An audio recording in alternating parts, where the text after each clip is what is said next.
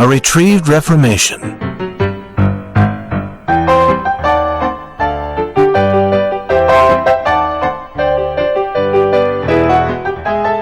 In a prison shoe shop, Jimmy Valentine was busily at work making shoes.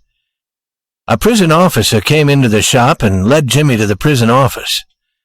There, Jimmy was given an important paper. It said that he was free. Jimmy took the paper without showing much pleasure or interest. He had been sent to prison to stay for 4 years. He had been there for 10 months, but he had expected to stay only 3 months. Jimmy Valentine had many friends outside the prison. A man with so many friends does not expect to stay in prison long. "Valentine," said the chief prison officer, "you'll go out tomorrow morning. This is your chance. Make a man of yourself. You're not a bad fellow at heart. Stop breaking safes open and live a better life." "Me?" said Jimmy in surprise. "I never broke into a safe in my life." "Oh, no," the chief prison officer laughed.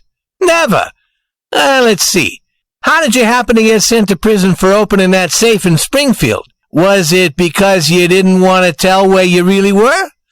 Perhaps you were with some lady and you didn't want to tell her name. Or was it because the judge didn't like you? You men always have a reason like that. You never go to prison because you broke open a safe." "Me?" Jimmy said. His face still showed surprise. "I was never in Springfield in my life." "Take him away," said the chief prison officer. "Get him the clothes he needs for going outside. Bring him here again at 7 in the morning. And think about what I said, Valentine." At 7:15 on the next morning, Jimmy stood again in the office. He had on some new clothes that did not fit him and a pair of new shoes that hurt his feet. These are the usual clothes given to a prisoner when he leaves the prison. Next, they gave him money to pay for his trip on a train to the city near the prison. They gave him $5 more. The $5 was supposed to help him become a better man. Then the chief prison officer put out his hand for a handshake. That was the end of Valentine, prisoner 9762. Mr. James Valentine walked out into the sunshine. He did not listen to the song of the birds or look at the green trees or smell the flowers. He went straight to a restaurant. There he tasted the first sweet joys of being free. He had a good dinner. After that, he went to the train station. He gave some money to a blind man who sat there asking for money, and then he got on the train. 3 hours later, he got off the train in a small town. Here, he went to the restaurant of Mike Dolan. Mike Dolan was alone there. After shaking hands, he said, "I'm sorry we couldn't do it sooner, Jimmy, my boy. But there was that safe in Springfield, too. It wasn't easy. Feeling all right?" "Fine," said Jimmy. "Is my room waiting for me?" He went up and opened the door of a room at the back of the house. Everything was as he had left it. It was here they had found Jimmy when they took him to prison. There on the floor was a small piece of cloth.